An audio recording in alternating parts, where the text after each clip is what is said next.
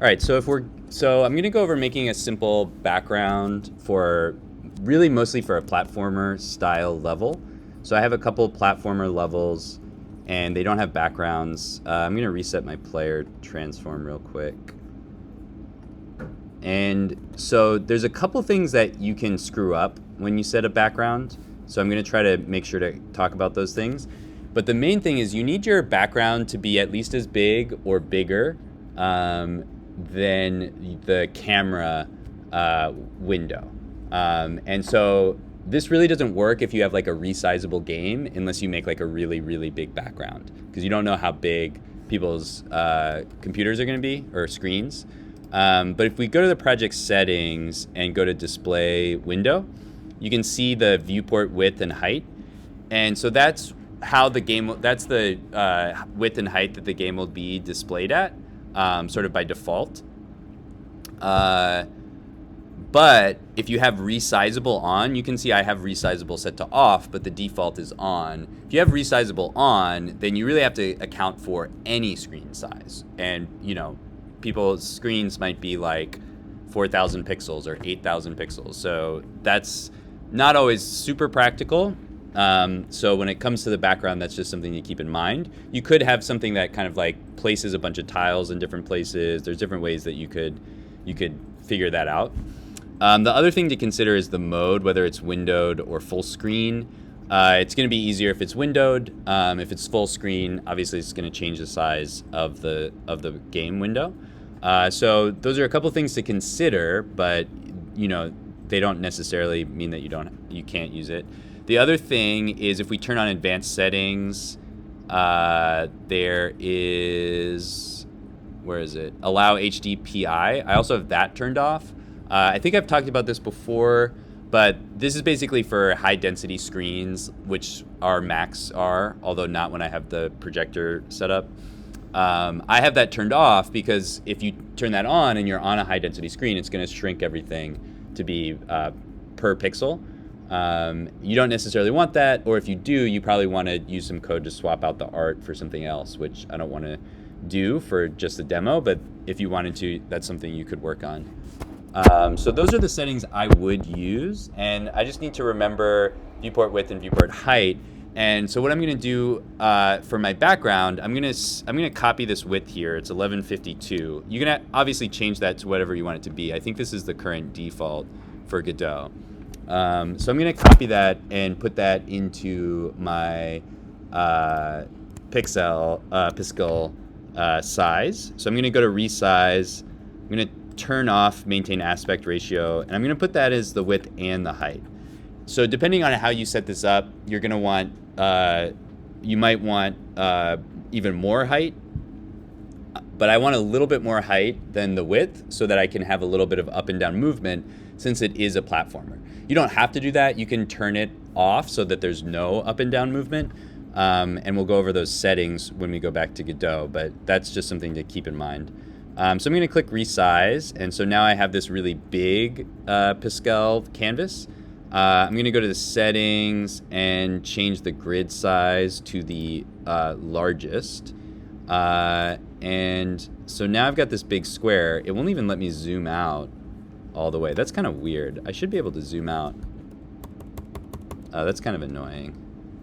I guess I've never made something this big before. Let's make it half that big, and then I'll just export it at double the size. So 1152 divided by 2 is 576. So I'm just going to double the size when I export. That'll probably be easier anyway. Okay, now I can see my whole canvas. And I'm going to do a couple layers. You don't have to do multiple layers, but you can do some cool effects if you do layers. So I'll talk about both of those. I'm going to grab my pencil, and I'm just going to do some like mountains. I'll make some like green color, and I'm going to do some mountains like this. Okay, and then I'm just going to fill this in green. I'll fill in the background blue. I'm just doing the very, very quick version of this. And then here's the tricky thing that you can do to make this work well. I'm going to take this, and I'm going to grab the move tool, and there you can see in the options for the move tool where it says option wrap canvas border, this means if you hold the option key, you'll see what happens. When I move, it's going to wrap around the canvas, both up and down. So I just want to do that width-wise. I don't want to do that height-wise. You can see I don't want this green at the top. If you have a little bit, you probably won't notice it, but I don't want it. But if I move this over here, what happens is that this side matches that side. The left and the right are matching now. This looks weird, but I can just draw over it. So actually, I'll just draw down like that and fill that in. Now it's gone, although this looks a little goofy. So let me get this and draw that in. Okay. So obviously this isn't going to win any awards for art, but that's the basic idea. And then if you want to have multiple sort of layers, I can add a new frame here. And then I'll just draw like another mountain range in front of this. I'll have to make it another color to stand out. So I'm just going to do a different green color. And then I'll just do the same process. So I'm not going to draw the sky for this one because it's going to be in front. But I'll just draw another little mountain range. Oh, that was really bad. Let's do that again. I just want a couple mountains like that. And then I'll use the bucket and fill that in. Let's turn this down so it's not flashing at us. And then I just do the same thing. Grab the hand tool, hold option, move this over here. So this will be seamless. It doesn't really matter how far you move it. And then just fix this. So I'll just take the pen tool and move this down, fill that in. And there we go. So you can do as many of these layers as you want. I'm just going to do those two. I hit Command S because I haven't saved this yet. So let's save this as background. Oh, I got some green on the top there, so I don't want that. Let's get the hand and move that up like that. Okay. So now we just need to export this as a sprite sheet. So I'm going to go to export. I'm going to increase it by 2. Remember, I divided it before. And I'm just going to download it. And so I'll download it into my sprites folder as a background. I'll save. Needs to be a PNG because there's going to be transparency. And so now we're set up. We've got a couple layers to add. So let's go to our level. And now here's where you have to be very careful and you can make mistakes if you don't set up everything correctly. So I'll try to go over everything, but we just have to make sure that we have the right setup so that it repeats seamlessly. So what I'm going to do first is add a new canvas layer. Or actually, I'm going to add a background layer. And this is called Parallax background. So it's a specific type of canvas layer. It's a parallax background layer. So I'm going to create that. And I'll move this up here right there. And with the background, with the layer, it's set to -100. That should be fine. We want it to be in the back of everything. And then the scroll settings, I think we're just going to ignore for now. And then we're going to add in layers to the parallax background. So I have my parallax background, and I'm going to add a layer. So if I type in parallax or layer, this should come up. So there's my parallax layer. So anything that I put in here is going to be relative to the background. And we have this thing called motion where we can change the movement of this layer relative to the position of the camera. And so that's how we can get a nice, cool effect. Of course, if you just leave it at its default, then it's just going to be the background. So that's fine as well. So if I take the parallax layer, I'm going to go in here and add a sprite. So I'm going to click plus and add a sprite 2D. You can add an animated sprite if you want, but I'm just going to go with a regular sprite. And so let's go in and load our background texture. This obviously has both layers. That's not what we want, but since it's a sprite, I can go to animation and just turn V-frames, vertical frames to 2. And then I can toggle between those 2 frames. So there's our background, and notice that it matches the width of the camera, the blue box, but it's taller than the camera. Okay, so now let's play with the settings of our parallax layer. And we're gonna have to do a couple things here, but let's just look at without changing anything. So if I don't change anything at all, the layer just moves with the rest of the scene. Okay, so It is in the background, which is nice, but it we quickly get to the end of it, and so it kind of, you know, we'd need to add more. So to do that, we can play with the motion. So if I set the motion to 0, just 0, 0, and right now they're tied to each other, but we can undo that. Anyway, if I set the motion to 0, the background will not move at all. But you can see it's not in the right position. So we have to reposition it because our camera is set to the player and moves with the player, the origin of our scene changes. So what we can do with our layer is set the offset, and this is going to be half of the background size, which I calculated to be 576. So that's one of the things that is a little tricky, is we have to set this offset to be half of the window size. Okay. So now now that we have 0 motion, the background doesn't move at all. So the background's always just there, although it moves on Y because I'm moving the camera Y, but the background itself is not moving. Okay, so that's cool, but if we want the background to move a little bit, we can set the motion scale. So let's set the motion scale to like 0.25. So now the background's going to move a little bit, but now we have that problem where, whoops. Well, we have the one problem, which is the offset. We'll fix that in a second, but we have another problem, which is that if I can get past these snakes, we'll see the end of the background. So we don't want that if we are using motion. We don't have to use motion, but if we are using motion, we don't want to get to the end of the background. So to do that, we set our mirroring value. The mirroring value should be the size of the background or the size of the window, which is our 1152. So if we set that just on X, it'll mirror just on X. We're not going to mirror on Y for this scene because we're not going too far up and down. But now we can see our offset is off. We'll fix that in a second. But you'll see what happens is when we get to a certain point,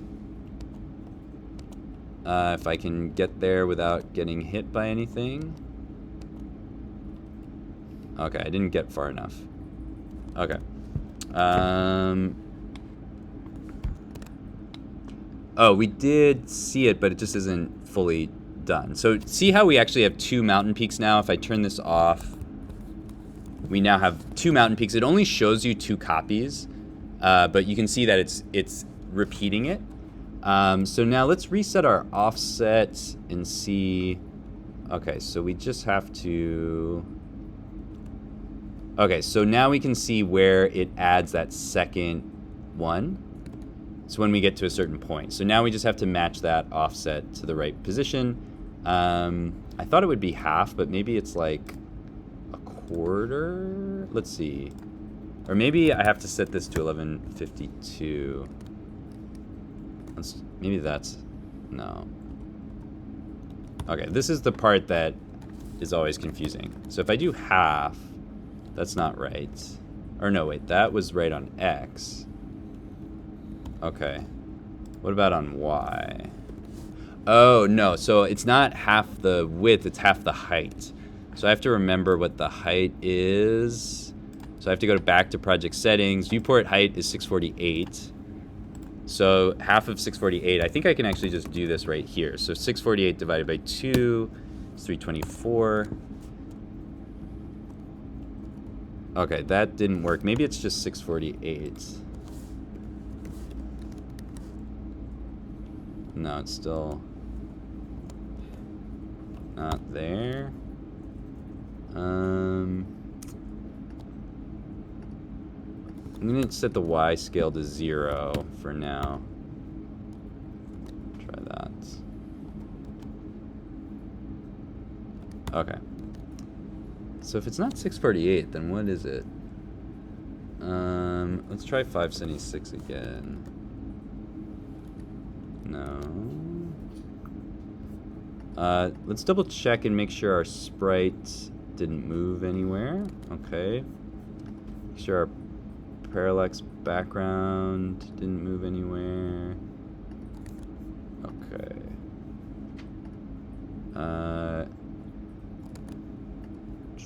Okay, let's try 648 times 2. I don't know why this would work, but let's try it. No, okay, so it's always like up there. Okay, so let's turn this to 0. Maybe if I just move the sprite down, let's try that. So I'll move the sprite down to 648 divided by 2. Let's see if that does it. There we go, okay. So now I think it'll actually work. Oops.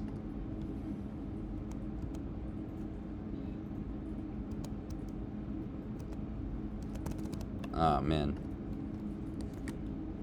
I need to time that jump better. Okay. Oh, no, we didn't get it. Okay. Alright, I may have to play around with this and then put the right settings in the video in the description. So it repeated once, but it should keep repeating.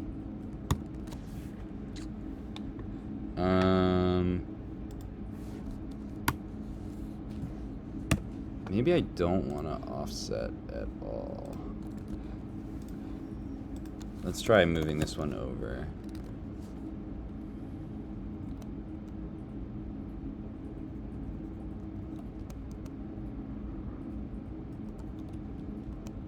Oh, maybe that's it. Okay.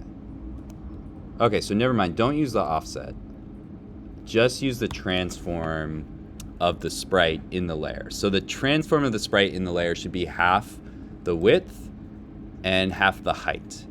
And then when it repeats, it'll be centered around the player. This is only if the player is the center of the scene with the camera parented to the player. So if you have a different setup, then you need a different math.